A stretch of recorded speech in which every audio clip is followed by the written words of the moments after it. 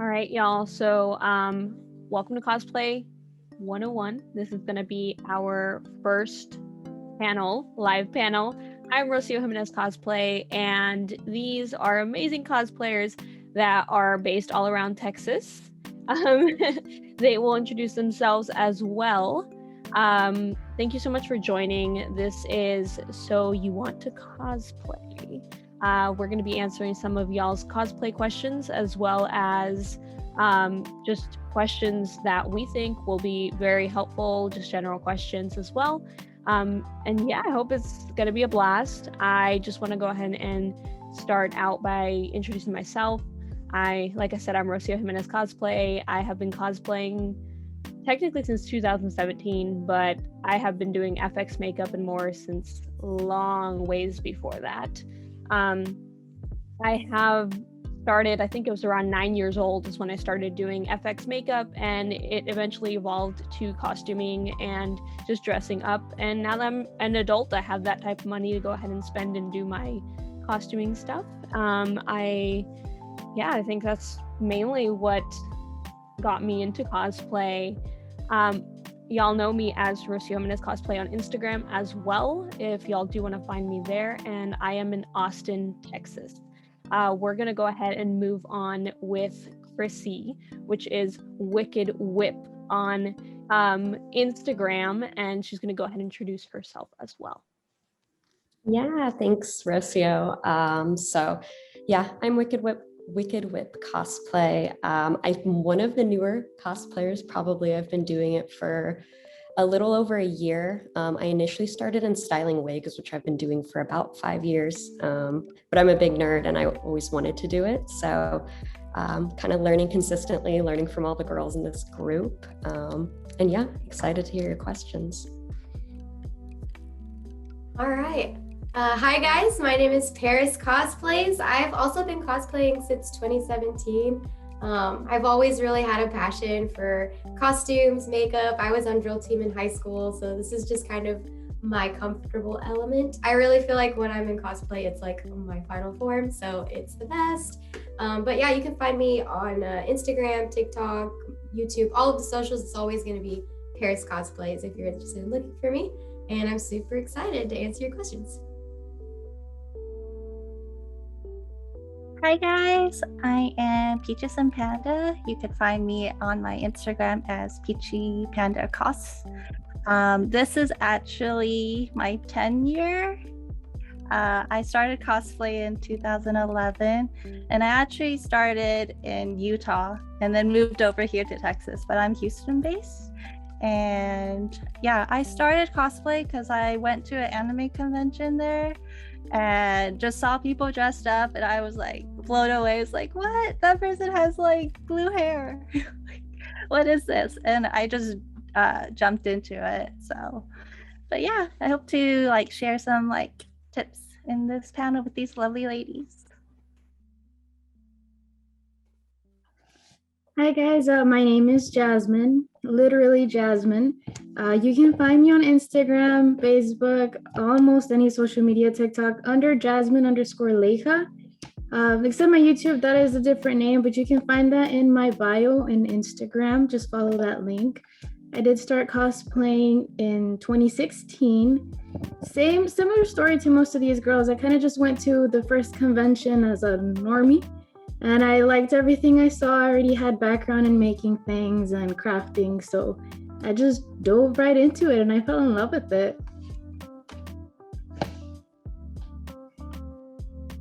And I think I'm last. Hey everyone, my name is Erin, but I go by Athillerin Cosplay.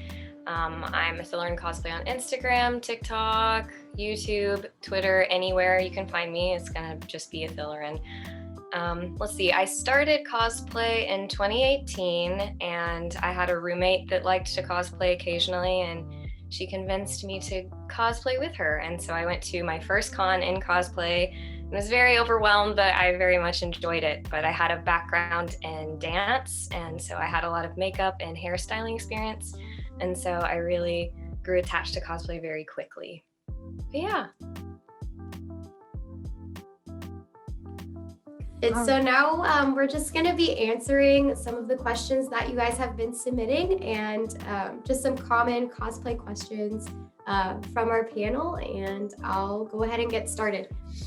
I think the first question that's a great start would be, why did you start cosplaying and what was your first cosplay?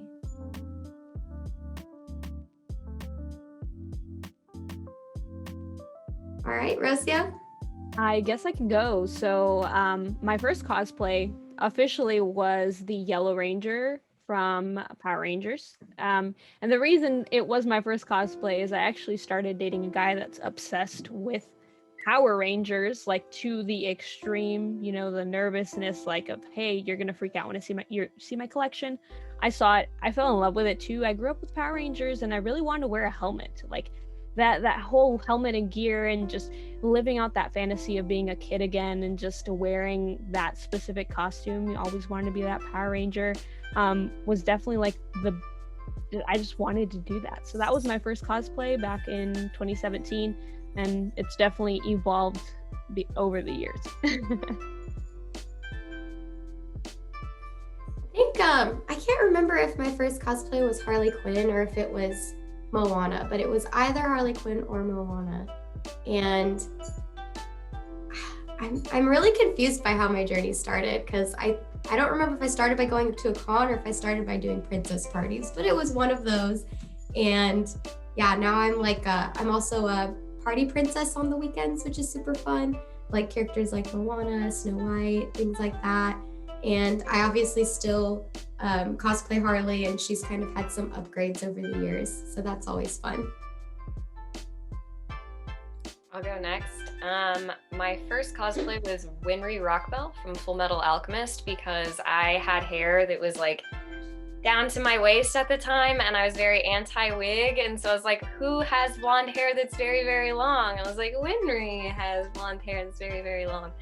And so that was my first cosplay. It was pretty easy as well, and that was also a big factor of who I chose, because of course I didn't have experience. And so of course I just got like the black tube top, and then I thrifted like the jacket and the cargo pant. I actually got them white and just dipped them in the same dye, and then I was ready to go. So it was pretty simple and easy and comfortable, and had pockets. It has pockets. Yeah. I guess I'll go next. My first cosplay was actually Harley Quinn, the Jester version like Paris is wearing. I actually had it commissioned first from somebody else because I had no experience what to do on making it myself. So that was my first bought cosplay and my first in general. Nice. I can go too. So mine was actually Yennefer, which I'm wearing right now. One of my best friends who lives in Indiana, where I'm originally from, Rooney Creations, she was dressing as Siri. So we started chatting and she kind of convinced me you should do it too. And yeah, and it was a lot of fun. So we've just been kind of going from there. Good. All right. Oh, go ahead. So for like my first cosplay, I cosplayed Ranka Lee from Marcus Frontier, and I just bought that cosplay from like eBay, and because I didn't know like any resources, I was just like, well, this is the only website thing that could like have access for it. And it was to my first con in Utah, which was Anime Bonsai. And from there, I like learned more of the knickknacks and stuff, like thrifting and all that, and continued it to this point. I love it. Jasper asks, what are some basic starter items needed to cosplay? Hot glue. Sewing Hot glue. machine if you can. Yeah, sewing machine, hot glue gun, safety pins. Always have safety pins. Got to be spray for your hair, wigs. Yes. And bobby pins, definitely, to keep everything on attached. Oh, safety pins. When you go to a So con, true. bring safety pins with you in case something breaks on your costume. and you don't have time to stitch it, you just safety pin that sucker. Yes. Yes, I agree. So And so I many. feel like a thrift store, because like thrifting is the best way to get started. I agree. That's so good. Jasper also asks, where do you get your cosplay supplies without breaking the bank? I'll start this one. I actually do a lot of shopping on AliExpress. I know it's like scary to shop on AliExpress for a lot of people, but if you shop smart and you know how to shop there, I found some really affordable items that are nice quality. Always make sure it's 4 stars or above, and I always try to only buy something if I can see the customer images. That way I know what it actually looks like, not just the stock image. So that's a good spot. If you're looking for supplies, a lot of, obviously Joann's is a good place to go, but it kind of can be expensive. I suggest getting their app so you can get their coupons. But I will also say, if you're fabric shopping, you should probably actually look for a local fabric warehouse, because you can get fabric a lot cheaper, and chances are the warehouse is going to have a lot more color options and like different stretches, and Joann's isn't necessarily the great at having like a lot of different like stretchy material. So if you're looking for fabrics, look at local warehouses is my best tip. Yes, bouncing off the Thillerin, high fashion fabric, if you're in Houston, is amazing. They have a huge warehouse, tons of fabric, and it is way more affordable than Joann's. You can get a lot of bang for your buck. Bouncing off of that real quick, for fabrics, I actually like to go to Walmart. So if you have a Walmart near you, most of the fabric I've ever gotten is from there, but some of them, it depends on the texture, you would have to go to more of a local warehouse kind of thing. But Walmart's really good. They have a lot of options. And they're open late. Yeah, for me, I have gone to Savers for fabric. Savers has a bunch of fabric, and it's a secondhand store, as well as Goodwill. Goodwill's just good for like props, or even just starting out with clothing that you already just buy and adding fabric on top of that. That way you have a template already. Also just for props, and they also have Goodwills that are by the pound, so you can buy props and stuff by the pound. So nice. Would anyone else like to answer? I'll throw in a little bit. I like to use like Amazon for like kind of more casual and like swimsuit cosplays. And if you actually have Prime, then there's some sellers that like let you try the clothes and like before you actually buy them. And if you don't like them, then you can just ship it back without being charged. So yes. Raise your hand if you use Amazon. Last one for me, Dollar Tree. Dollar Tree has a lot of supplies at the moment for crafting that would really help for those that are working under a budget. I know they have Velcro, they have paint, elastic, a bunch of different things that you guys can use. Yeah, and I think too, if like you're starting out and maybe like, it's your first cosplay, I think it's kind of helpful to just buy the materials you need for that first one, rather than, I think when I started out too, I was like, oh my gosh, so I need to buy like this foam, I need to buy the glue, I need to buy like a heat gun, I need to buy like everything.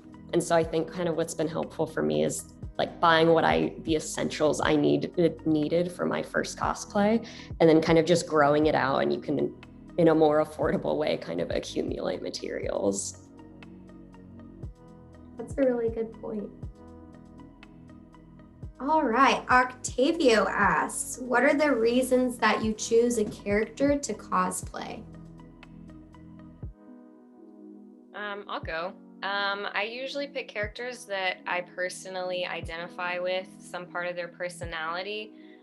If not that, then usually an aesthetic choice. So a lot of times, I will say though, I don't usually cosplay anything that I don't know the source material. So I don't feel comfortable doing a shoot or portraying a character unless I feel like I thoroughly know them. So even when I do get commissioned characters that I don't know, I will do a character study on them to make sure like I can pose like them and stuff. But I will say primarily for me, it's characters that I personally like really love and have an attachment to, or just in general great aesthetic.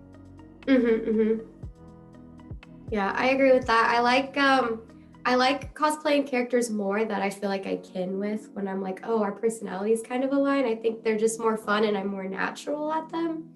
And then sometimes cosplays of characters that I don't identify with, but they just look really cool or they're cool or I think they're awesome. I'll choose that character.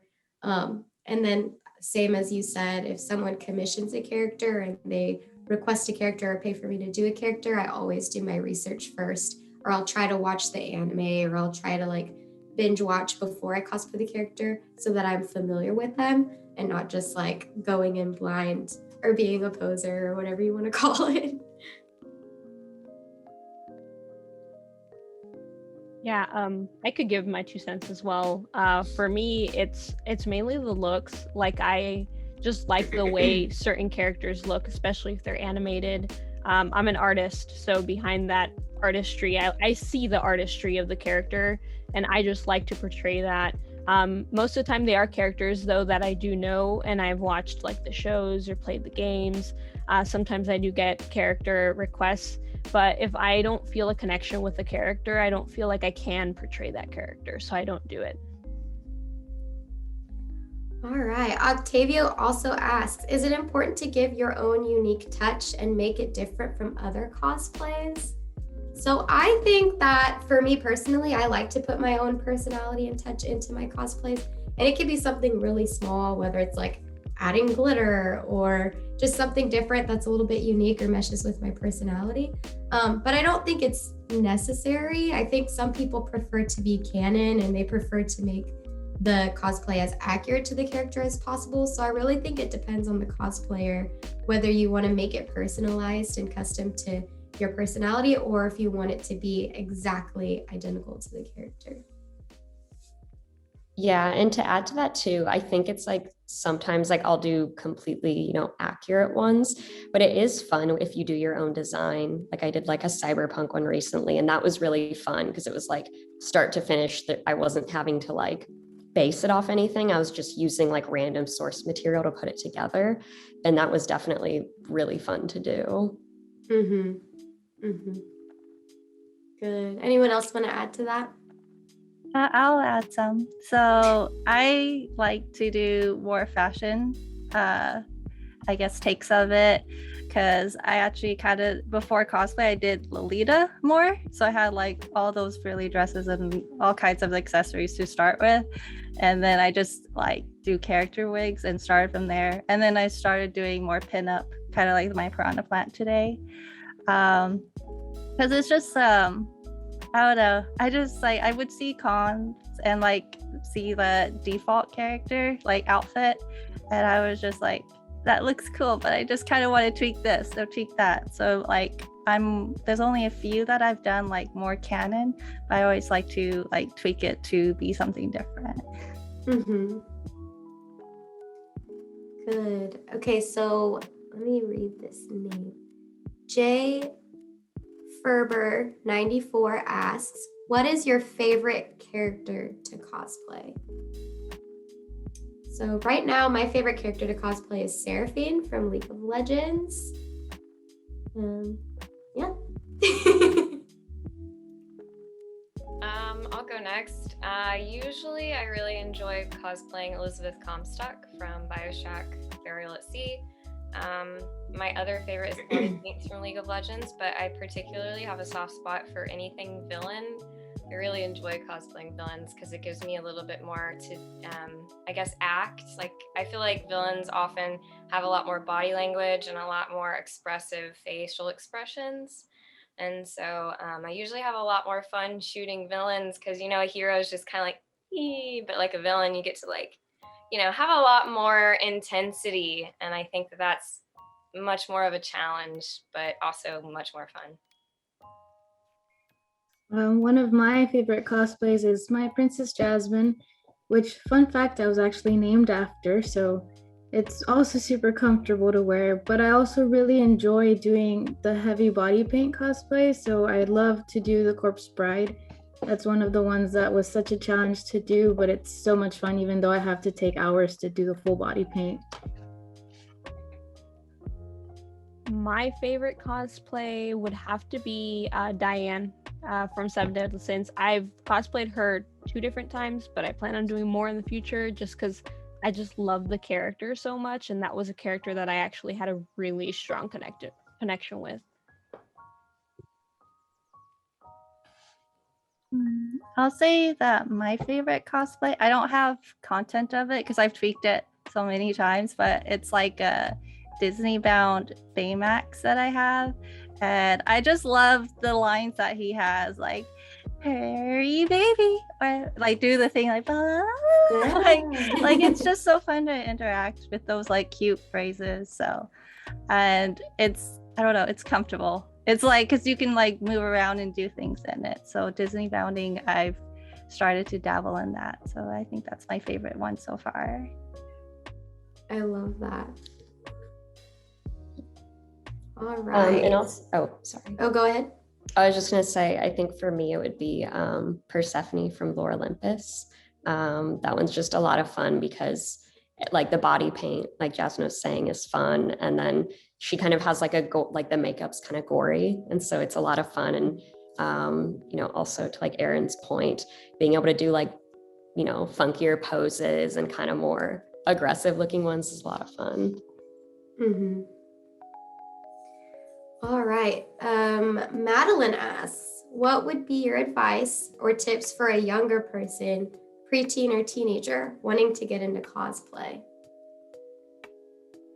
Oh my gosh. Okay. So I actually was at RenFest the other while ago. I was going to say the other day, but it was a while ago. And I saw this kid enter the costume contest, and they were a furry, and they bought one of those Walmart dinosaur heads and made their own fursuit out of Walmart supplies. And I was incredibly impressed. Like, it literally warmed my heart that someone who didn't have access to buy really expensive material was able to make this really cool fursuit out of the school dinosaur head mask. So, I mean, just get creative and like find things that are affordable in your budget, and that would be my advice. Yes. So my advice, because I grew up in a very not wealthy family, you know, I had to work with what I had. As a kid, all I did was makeup, honestly. Like, I could make any character out of just makeup with what I had available to me, whether it was from like, you know, the dollar store or Walmart. Like, I didn't care. I just used the makeup I had available, and just finding little tricks that you can do with like toilet paper, like things like that, to even create a character. That's a really good start. And, you know, people will, if you want people to see it, like, people will notice like, wow, like your makeup skills are awesome. Like, you're improving a lot. So definitely starting with makeup is one way. It's true. That's a really good point. I cosplayed Isabelle from Animal Crossing.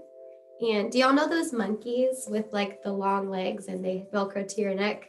Mm-hmm. I cut off his legs and I made ears out of them.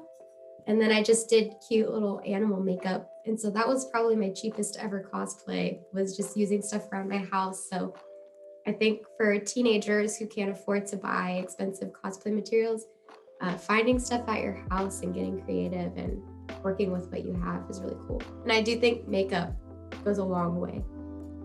Mm-hmm. Good. Okay. Go for the Win asks, I like that username. That's really cool. It's a play on words. Okay, sorry. Was there a cosplay that you regret doing?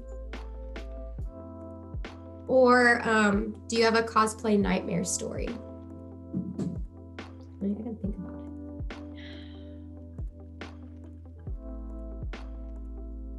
it. Yes, I'll start this one. I think the most beautiful cosplay that I have is Mercy from Overwatch. That's like a Chinese dress with a cape, and it's very flowy. It's also my most uncomfortable because like the cape goes right here, and I couldn't do anything with my hands, and like the skirt was so long, and like I had to hike it up, otherwise I would trip on it. So like design wise it's gorgeous, but like practicality it's like it's not there. So I love, it's a like love-hate cosplay for me. So it's just like trying to walk, also I guess nightmare scenarios, bulky props and elevators, because I always like get slammed like by the door because I always time it so like slow and it starts closing on me. I'm like, no. So those are like my two. Kind of bouncing off of the bulkiness, I've had a few cosplays that have big props sticking out from the sides, like wings or just anything. Like I did Yzma not too long ago from the Emperor's New Groove, and it had the big fan. People had to stay away from me more than 6 feet because I would hit everybody. So that's also something to kind of take into account when you're at a convention. But other than that, they're still pretty cool to wear. It's just a lot of space that you would need. That's so funny. I don't think I have a specific one, but I feel like I often get blisters. So now I've learned when I go to cons, I have a con bag, and I always pack like a bunch of Band-Aids, because as I wear shoes, I can tell they're rubbing, and so then I can stop somewhere, put a Band-Aid on it to kind of prevent blister. But yeah, a lot of shoes for cosplay are just highly uncomfortable. I'll say that. Yeah, shoes. Oh my gosh. So I need to take better care of myself. But one time I went all 3 days of a con wearing contact lenses all day. And I actually don't do that anymore. I'll only wear them for a couple hours a day, because by the third day, I had to pull over on the side of the road because I like almost went blind. Like my eyes were burning so bad that I had to pull over and just wait for them to chill. So don't wear contact lenses all day, every day, 3 days in a row for a con. Wear them for like the first hour and then just be okay with your natural eye color. It's not worth it. All right. Let's see. Okay, how do you go about getting professional looking cosplay photos? Actually, before we answer that question, we are opening up the chat. So if you'd like to put in your own questions while we're answering questions, we can answer your live questions as well. Okay, so advice for, or no. How do you go about getting professional looking cosplay photos?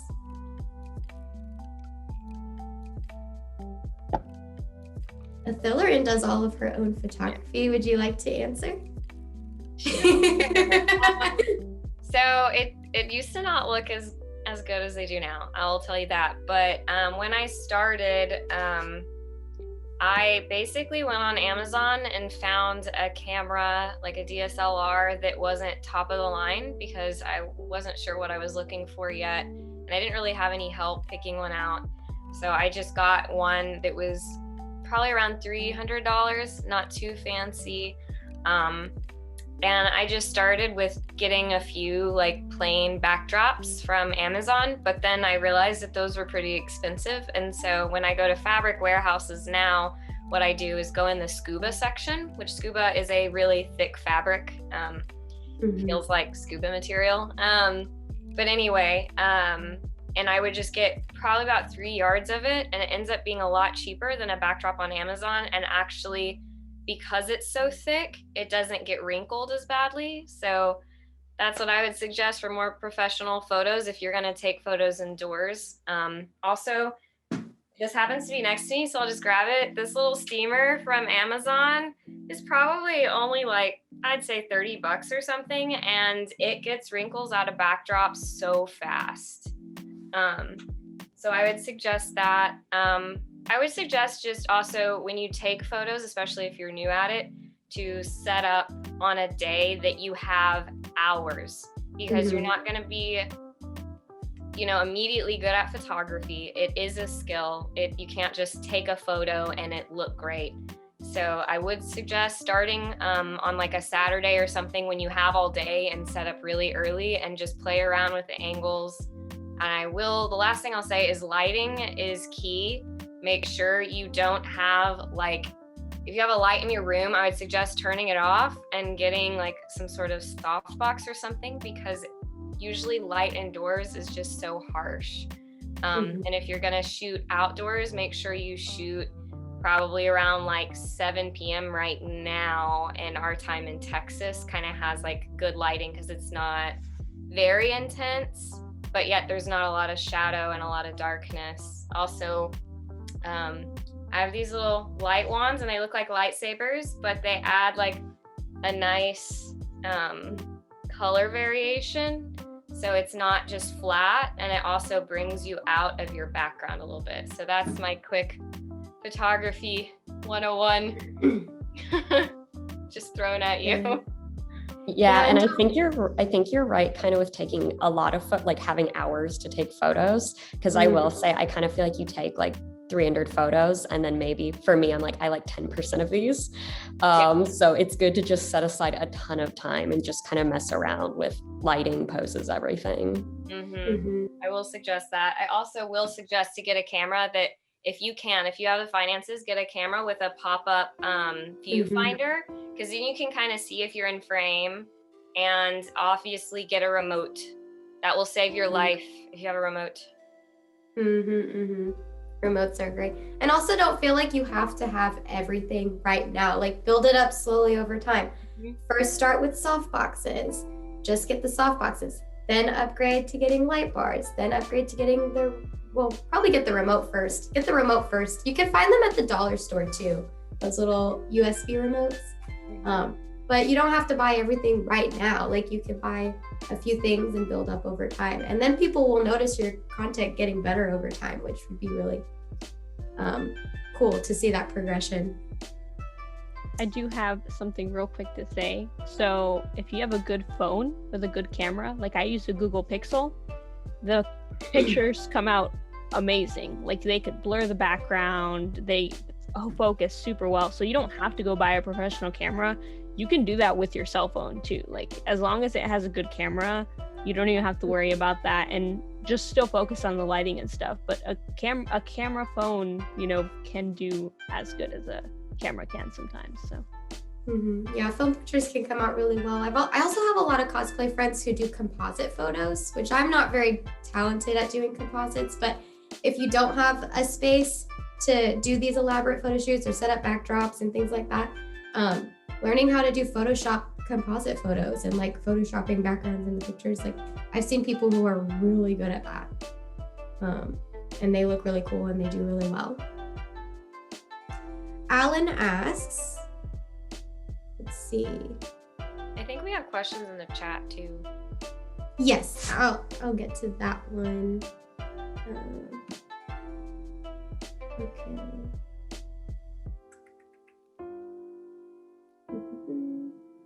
Okay, hiding material imperfections, or at least perceived imperfections. So how do you go about hiding material imperfections, or at least perceived imperfections? I think for like if you have an imperfection on your cosplay is what they're asking, or on your makeup, how do you go about concealing those things? This is a silly answer, but like glitter covers imperfections really well. Like if you have an imperfection on your makeup or something, just add glitter and it covers it. I will say you're going to be your harshest critic. Don't point it out, and like 99% of people won't notice it. That's so true. That was actually like one of the number one cosplay contest tips is to never point out your flaws, because they might not even notice it. So don't go up to a judge and be like, man, I really wish I did this, and there's a nick here. Just don't even point it out, because they might not. Yeah. I'm guessing with like, if your costume is torn or something, you honestly, people are so excited to see you in a specific character that they don't really think about that. A lot of people aren't going to be analyzing you. Another cosplayer, maybe a professional, might look at you and be like, oh, like this and that, because we notice things, but we're not going to say anything about it. Like you're cosplaying, and cosplay is all about fun, so you don't really have to worry about those little things. Just don't even think about it. Real quick, sometimes when you do have like a tear, for example, my best solution, it's battle damage. So don't even worry about it. It's just battle damage. Yes. It's And I know if you're at a con, a lot of cons do have like a room that's like a cosplay. I don't know what they usually call it, but it will have like a bunch of supplies in there. So if something rips, they might have something that you can quickly like stitch it up or like just glue it back together for the rest of the day. I've heard some crazy stories about people like having a rip in their clothes and like literally just super gluing it closed while they're at the con. But that's also why I bring like my con bag, and it's a tiny backpack, and I just have like a pack of like some needles, some thread, just stuff like that. So if there's something that I want to fix really quickly, then I can on the spot. But also for photos, if you do have like an imperfection, say it's like on this side, try to take your photos from this way. Like just literally hide it if you can. Yeah, pictures can cover up a lot with just how you position yourself, and then using Photoshop to like cover up a tear. Super convenient. I want to add, I guess, some like quick fixes, just so it like doesn't fall apart.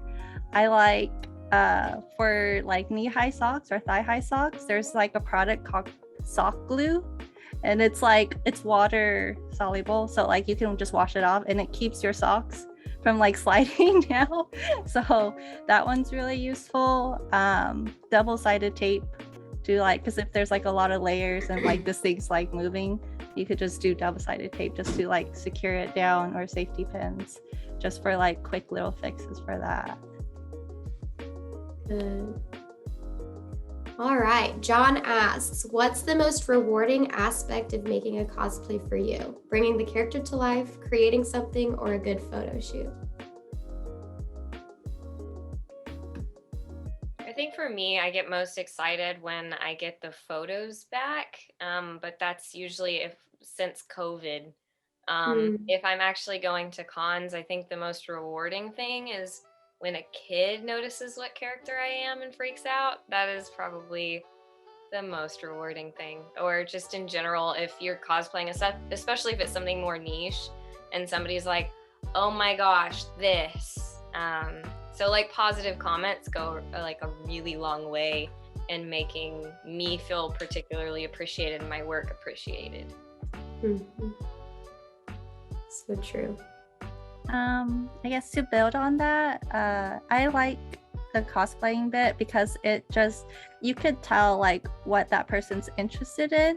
So it's like a great way to like, oh my gosh, I've seen that like anime too. I like this, this part of it. And then like, you just get to find like people who are like fellow fans in that like whatever fandom you're in.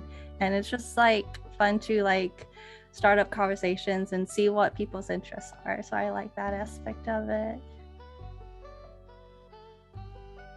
Good. Hannah asks, any tips for working with EVA foam? Keep your knife super sharp. Get a sharpener. Between every cut, just madly scrape away on the sharpener. I'm not kidding. A very sharp craft knife will do wonders for you, because if your knife gets dull, your cuts won't be smooth, and then you'll have to spend hours dremeling it out. So yeah, X-Acto knife is good too for the smaller details. Like don't use like a box cutter or anything like that, just like for those kind of details. Get a heat gun, because I tried using a hairdryer, and then you use a heat gun and you're like, whoa, the difference. It's curves it so well. And yeah, that's probably one of the biggest tips. And don't forget to use, man, I'm blanking out on the product, y'all, but A mask. Using mask. Not just the mask, but the spray that you're supposed to put before Plasti you dip. even paint. Plasti dip. You gotta plasti dip your EVA foam so paint can stick. Yeah, it has to be primed. But yes, definitely use a mask. Be safe about it, because if you are dremeling foam, you will be inhaling a lot of that stuff, and it's not good for you. So wear a mask. If you need to, wear gloves and safety goggles. It will really help you guys. Stay safe, please. Enrique asks, when it comes to body paint, what's a good brand to use, and what is a good way to apply it? Rocio, you do a lot of effects makeup. Did you want to answer first? Yes, so when I first started, I actually used Snazaroo paint. Snazaroo paint can be bought at Michael's. I got this huge palette that was worth 70 something dollars with a coupon for 25. So definitely looking for those coupons, Snazaroo paint at Michael's. And then eventually I upgraded to, I think it's pronounced Myron paint. It's Mehron, I believe. Those are more expensive, but you could go ahead and use that, and then you do setting powder. It stays on pretty much all day. You just apply that with a sponge or even a brush, depending on what kind of look you're going for. It Yeah, also and really pet- depends. Sorry, go ahead. Oh no, I was just gonna say layers, like lots of layering and then letting it actually dry, then doing another layer. And it's very time consuming. Also, body paint is like, it's really rewarding, but it's very time consuming. And if you want it to look good, you do have to actually let it dry between layers. Bouncing off of her with the layers, it really depends what type of paint you're looking for, because there are water-based paints, there are oil-based paints, and grease. It's just a different kind of, it depends what look you're going for. If you sweat a lot, I wouldn't really recommend the water-based paint. They will drip. So it just depends how long you're gonna be wearing it, where, indoors, outdoors. Graftobian is a really good alcohol-based paint that won't really fall off, but it still applies just as well as the water-based, which is like the Mayron paints that Rocio mentioned. So kind of go into a little bit of more research on those types of paints if you want to do full body paint. Yeah, that's a good point. Go ahead. I guess to like help with the dripping aspect, I don't forget to use setting powder, because I did that once, and like I had a runny nose because like at the convention it was really cold, and I kept rubbing my nose, and then like you could see like it rubbed off. So setting spray, I like to use Ben Nye. It's like a theater brand name, and it's really good just to like keep your makeup on. And like I use it for like actually all my cosplay, because it's a really good setting spray. So I highly recommend that. Just don't forget to like set it down, otherwise yeah, it's just gonna run. Ben Nye's really good. I always warm up my Ben Nye before I use it, because sometimes it can be really tacky. Like the clown white especially can be really thick, so I'll heat it up in the microwave for like 30 minutes. No, I do not. For like 30 seconds. But actually what I'm wearing right now for my face, this is an oil-based paint, and that was a very good point, Jasmine, because I wouldn't recommend oil-based for body paint. I would recommend it for your face though, because it does smudge if you don't set it. But I use this Athena, it's cruelty-free off Amazon for like $20. I don't know if anyone can see that, but it's a palette. Oh, can you see it? Yeah, tilt it to the side-ish, and then, no, not that way. I mean, like, never mind. If you can see it. Screen, you'll be able to see it better. Yeah, that's what I meant. Yeah, so this is just $20, and it comes with all those colors, and honestly, best purchase. It's cruelty-free, and like, I mean, I think this makeup looks great, and I use the white from this palette, and then I just put a setting powder on top. And to me, I think it looks more smooth for like a full face foundation look with a color. But I think any of the brands that have been mentioned are really good. I will say, if you want to do something similar to a body paint, but without the body paint, you can just get like a flesh toned tights from Amazon and get some RIT dye and just dye those tights the color that you want to use. So like I use that for Raven, because with the leotard, if I want to go to the restroom, I'll just strip all the makeup off, like all the paint. Like it's really hard to get it over whatever, especially if you're at a con. But also Amazon has like a mesh skin toned like glove, and I think they have it in white and black as well, and you can also RIT dye that.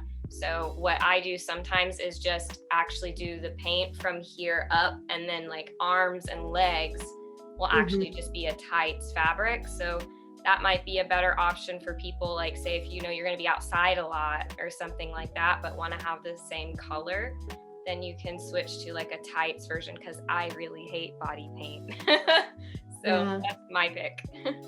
I do want to go ahead and mention one more thing, which is this one might be a weird one for y'all, but I have very oily skin, so sometimes I can't even do makeup, which kind of sucks, but eyeshadow as face paint as long as you prime your face first so it doesn't stain your face. But eyeshadow with setting powder does work for very oily skin. Mm-hmm. Good. Madeline asks, when it comes to going out in public in cosplay, how do you react when people recognize who you are? I get really excited. I do. I'm a ham, so I'm like, oh, hey, oh my gosh, yes, Instagram friends. So that's how I react. I'll probably, if you've met me for the first time, you know what I mean, but I'll probably scare you with how friendly I am. Yes. You'll be like, oh my gosh, I don't know you like that, but I get excited. I think it's like so funny when you're driving to the convention in your costume and you just have people kind of staring on the sides and you're just like, oh, hi, don't mind me. Mhm. Oh, I think it means the actual cosplays. So if it's an unrecognizable or like a niche character that not a lot of people know about, I think that's really exciting. When someone gets your cosplay and it's not a super popular character, you're like, yes, I did it. Yeah, I will say it's very exciting. Yeah, or like I know you've talked about when you meet other Lord of the Rings fans and y'all are like, yes, my people. I'm like, my clan. Yes. That's awesome. Does anyone else want to add to that? I think we all get very excited. Yeah. Do y'all get like con energy? Like there's something about being at a con that like amps up your personality, because I get that. I think Yeah. it's being in a surrounding where, you know, everybody has a mutual understanding of, we all love all of this nerdy stuff and it's okay. So I think like for me being an introvert, I seem very extroverted when I'm at cons, because I feel like I have common ground, like automatically, like we have something in common. So at cons, I definitely have a different energy. I think it's nice to feel not like an outsider, because you know when you like so many things that others don't, you're like, and then you're in that area, you're just like, these are my people, like they're not gonna judge me, they're gonna look at me like, oh my gosh, like, so yeah, I feel acceptance at conventions, and when people see me, yeah, it's cool. Yeah, they're definitely accepted and the most comfortable. Like I just feel like in my own skin, like this is where I'm meant to be. I love it. John asks, do you often strike a pose for pictures while cosplaying? If so, how many poses? I always pose. I'm very extra, yeah. But I did, I mentioned earlier, I did dance. And so I guess posing is natural for me. I'm not just gonna stand there. I really enjoy the posing aspect, I guess is what I'm saying. So yeah, I'm definitely very extra with poses. And they notice too, like it's more fun for them too when someone comes and asks for a picture with their favorite character and you strike the pose, they're like, oh, they're legit. Like, yeah, they always freak out, like if you do something particular to the character. Like if I'm Winry and I have the wrench and I do this, they like lose their minds. And it's like, it's really simple, but it makes them really happy. Yeah. Or sometimes they'll be like, oh, well, what should I do? And then you think of something to pose with them. Yeah. Like smash them in the head with a hammer. Yeah. Yeah, making it interactive is really fun because they will feel like they're part of the world that you're creating when you bring this character to life. So posing is definitely important and fun if you like to do it. Yes, definitely. All right, so now we are done with questions and we are going to transition over to cosplay glow ups. So we're going to be showing some of our cosplay glow ups from what they were before and how we are now. So I hope you enjoy. Hey, that's me.